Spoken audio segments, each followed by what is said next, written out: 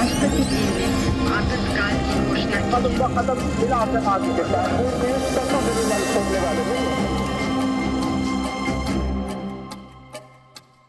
इस कार्यक्रम में दिखाए गए सभी तथ्य ऐतिहासिक किताबों, विशेषज्ञों और जानकारों से लिए गए हैं।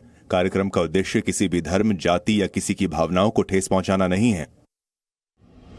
जी न्यूज प्रस्तुत करता है टाइम मशीन, 75 वर्ष के युवा भारत की अनकही अनसुनी दास्तां अदिति त्यागी के साथ।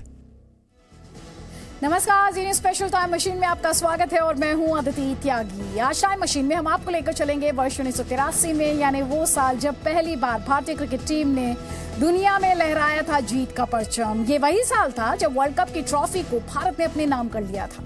इसी साल एक बच्चे ने इंदिरा गांधी को चिट्ठी लिखकर पूछा था कि आखिर कैसे प्रधानमंत्री बना जाए। ये वही साल था जब डाकू ने कर दिया था अटल बिहारी वाजपेयी को घायल, और इसी साल महज 7 घंटे में कर दी गई थी 2000 लोगों की हत्या।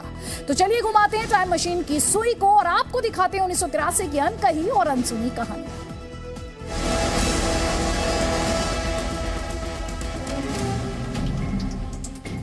भारत में भले ही आज क्रिकेट एक खेल नहीं बल्कि धर्म और भावना बन चुका हो, क्रिकेट की दुनिया में भारत एक महाशक्ति हो, लेकिन क्या आप जानते हैं कि भारत को क्रिकेट की इस बुलंदी पर पहुंचाने का श्रेय किसे जाता है?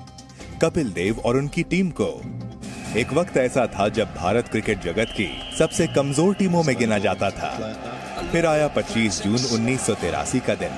इस दिन भारत ने कपिल देव की कप्तानी में 2 बार विश्व विजेता रही वेस्टइंडीज की टीम को हराकर अपना पहला विश्व कप जीता था।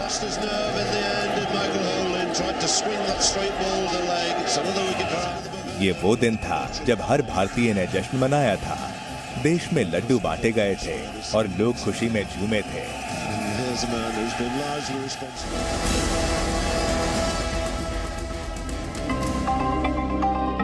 1983 विश्व कप में क्रिकेट विश्व कप जीतने के बाद जहां एक तरफ पूरा भारत जश्न मना रहा था, वहीं क्या आप जानते हैं कि रात में भूखे पेट सोई थी भारतीय क्रिकेट टीम? जी हां, और इस किस्से के बारे में खुद कपिल देव ने मीडिया को बताया था। पहली बार क्रिकेट जगत में इतिहास रचने वाली टीम इंडिया को उस रात खाना नसीब नहीं हुआ था। कपिल देव ने बताया, मैच जीतने के बाद उस रात क्रिकेट टीम ने होटल के बाहर जाकर एक रेस्टोरेंट बार में देर रात तक पार्टी की। फिर जब पार्टी खत्म हुई तो सभी को ये एहसास हुआ कि किसी ने खाना तो खाया ही नहीं है, लेकिन तब तक बाहर देर रात हो जाने की वजह से सब कुछ बंद हो गया था। ऐसे में टीम के सभी खिलाड़ियों को भूखे पेट ही सोना पड़ा था। हालांकि किसी ने इस बात को लेकर कोई शिकायत नहीं की, क्योंकि सभी बेहद खुश थे।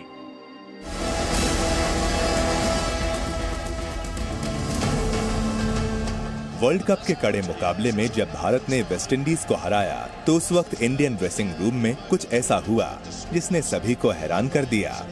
दरअसल जैसे ही टीम इंडिया जीती, हर कोई खुशी में झूमने लगा और कोने में खड़े कपिल देव दूध पीने लगे। जब उनसे पूछा गया कि आखिर वो मैच जीतने के बाद दूध क्यों पी रहे हैं, तो आप भी देखिए कपिल देव ने क्या कहा। विश्व कप जैसे बड़े इवेंट को जीतना ही हम लोगों के लिए कल्पना से परे की बात थी। मैदान में प्रेशर को झेलना और उसके बाद मुझे तो इस बात को स्वीकार करने में बहुत वक्त लग गया कि हम विश्व चैंपियन बन गए हैं।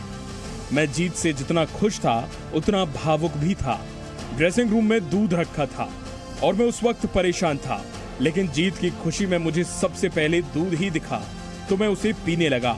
हालांकि हम सभी खिलाड़ियों को शैंपेन भी मिली थी और बाद में हम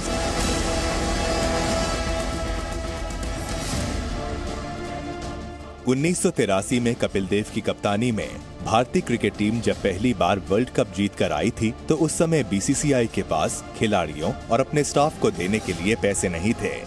बीसीसीआई के तत्कालीन अध्यक्ष NKP साल्वे उस वक्त क्रिकेट के जगत में इतिहास रचने वाले खिलाड़ियों को इनाम देना चाहते थे, लेकिन पैसे की कमी के चलते वो ऐसा नहीं कर पा रहे थे। जिसके बाद उन्होंने लता मंगेशकर से मदद मांगी कि वो क्रिकेट टीम के लिए एक लाइव कॉन्सर्ट करें और उसमें जो भी पैसा आएगा वो विनिंग क्रिकेट टीम के खिलाड़ियों को दिया जाएगा। साल्वे की ये बात सुनकर लता दीदी उन्हें बिल्कुल भी मना नहीं कर पाईं और उन्होंने बीसीसीआई के कहने पर दिल्ली के इंदिरा गांधी स्थित इंडोर स्टेडियम में कॉन्सर्ट किया। इस कॉन्सर्ट में उनके पीछे पूरी क्रिकेट टीम भी खड़ी थी, जो लता मंगेशकर के साथ सुर से सुर मिला रही थी। इस कॉन्सर्ट से लता ने लगभग 20 लाख रुपए इकट्ठा किए और हर खिलाड़ी को उसमें से 1-1 लाख रुपए दिए गए।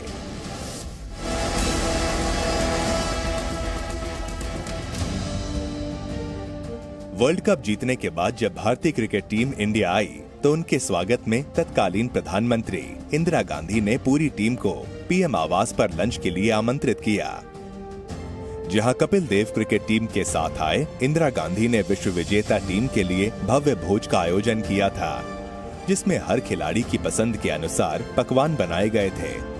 और तो और इंदिरा गांधी ने उस वक्त हर खिलाड़ी से पर्सनली बात की थी और हाथ मिलाकर उनका उत्साहवर्धन किया था। टीम इंडिया की जीत से इंदिरा गांधी कुछ इस कदर खुश थीं कि उन्होंने अपने हाथ में ट्रॉफी लेकर फोटो भी क्लिक कराई थी। और फिर जब इंडियन क्रिकेट टीम तत्कालीन राष्ट्रपति से मिलने गई, तब भी इंदिरा गांधी उनके साथ थीं।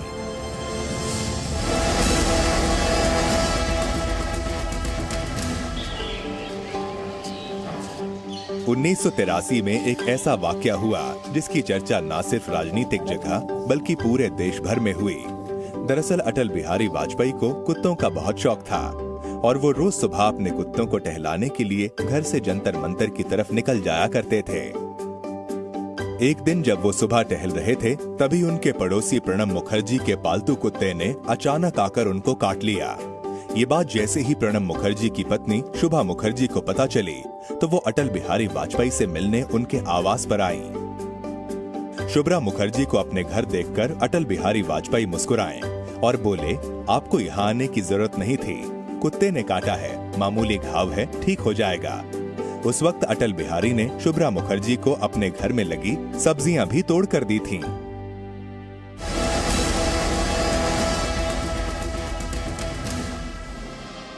आजाद भारत के सबसे बड़े नरसंहारों में से एक नेल्ली नरसंहार 18 फरवरी 1983 को असम में हुआ, जिसने पूरे देश को झकझोर कर रख दिया था। 18 फरवरी 1983 की सुबह असम के हजारों आदिवासियों ने नेल्ली क्षेत्र के 14 गांवों में रह रहे बांग्लादेशी लोगों को घेर कर मार दिया था। कहा जाता है कि महज 7 घंटे के अंदर इन लोगों ने लगभग 2000 से अधिक लोगों की हत्या कर दी थी। उस वक्त राज्य पुलिस पर भी इस भीषण नरसंहार में शामिल होने के आरोप लगाए गए थे। कहा जाता है कि आजादी से पहले अंग्रेज असम में बंगाल, बिहार, उड़ीसा, मध्य प्रदेश और आंध्र प्रदेश से मजदूरों को चाय के बागान में काम करने के लिए लेकर आए थे, जिसके बाद ये लोग वहीं बस गए। और क्योंकि असम बांग्लादेश की सीमा से लगा हुआ है, इसलिए वहां से भी बड़ी संख्या में अवैध घुसपैठ के जरिए लोग असम आते रहे हैं।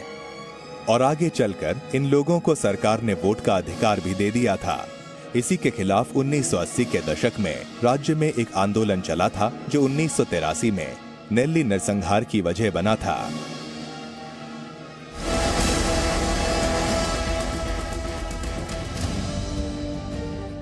साल 1983 में इंदिरा गांधी को एक 4th क्लास के बच्चे ने खत लिखा था और उस खत में उसने इंदिरा गांधी से जो बात पूछी थी, उस बात ने इंदिरा गांधी का दिल जीत लिया था।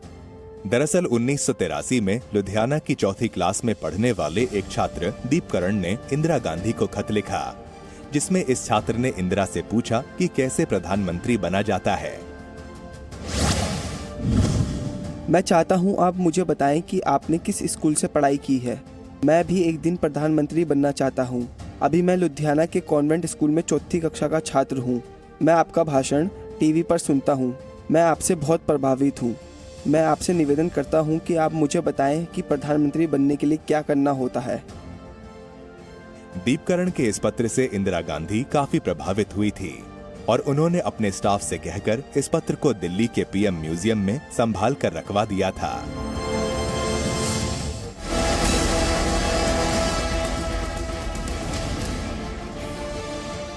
वर्ष 1983 में प्यार की निशानी ताजमहल, शिल्प और सौंदर्य की मिसाल अजंता की गुफाएं, अद्भुत वास्तुकला का प्रतीक एलोरा और आगरा फोर्ट को यूनेस्को ने विश्व धरोहर घोषित किया था। दरअसल यूनेस्को संयुक्त राष्ट्र का एक ऐसा संगठन है जो सांस्कृतिक और प्राकृतिक विरासत स्थलों को सूचीबद्ध करता है। यूनेस्को का पूरा नाम संयुक्त राष्ट्र शैक्षिक, वैज्ञानिक एवं सांस्कृतिक संगठन है। राष्ट्रीय और अंतर्राष्ट्रीय पर्यटकों की प्रतिक्रिया के आधार पर यूनेस्को दुनिया भर के लोकप्रिय सांस्कृतिक और प्राकृतिक धरोहरों की सूची जारी करता है ताकि इन धरोहरों का संरक्षण और रखरखाव किया जा सके। ताजमहल यूपी के आगरा शहर में स्थित एक विश्व धरोहर मकबरा है। ये मुगल वास्तुकला का उत्कृष्ट नमूना है, जिस वजह से इसे विश्व धरोहर की लिस्ट में शामिल किया गया है। अजंता और एलोरा की गुफाएं यूनेस्को की विश्व धरोहर स्थल हैं और दुनिया भर के यात्रियों के बीच काफी लोकप्रिय हैं। अपनी वास्तुकला, शिल्पकारी और सुंदर रंग रोगन की वजह से आगरा के किले को भी विश्व धरोहर की लिस्ट में 1983 में शामिल किया गया था।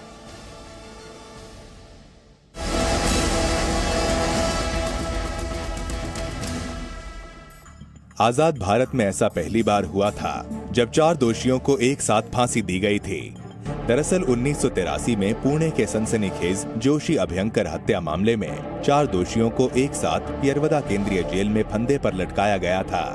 राजेंद्र जक्कल, दिलीप सुतार, शांताराम कन्होजी, जगताप और मुनावर हारून शाह नाम के आरोपियों को 25 अक्टूबर 1983 को फांसी दी गई थी। इन चारों आरोपियों ने वर्ष 1976 से लेकर 1977 के बीच 10 लोगों की हत्याएं की थी। ये लोग घर में घुसकर घर वालों को आतंकित कर महंगा सामान लूटते थे और फिर लोगों की हत्या कर देते थे। इस तरह की हत्याओं से समूचे महाराष्ट्र में दहशत छा गई, जिसके बाद इन आरोपियों को गिरफ्तार किया गया, इन पर मुकदमा चला और एक साथ चारों को फांसी की सजा सुनाई गई। तो टाइम मशीन में आज आपने सफर किया वर्ष 1983 का। कल आपसे फिर मुलाकात होगी इतिहास के पन्नों में दर्ज साल 1984 के कुछ गुमनाम और बेहद ही दिलचस्प किस्सों के साथ। तब तक के लिए मुझे दीजिए इजाजत। नमस्कार। अमृत महोत्सव के प्रारंभ होने राष्ट्रपति जी ने आतंककाल की घोषणा की। कदम ब कदम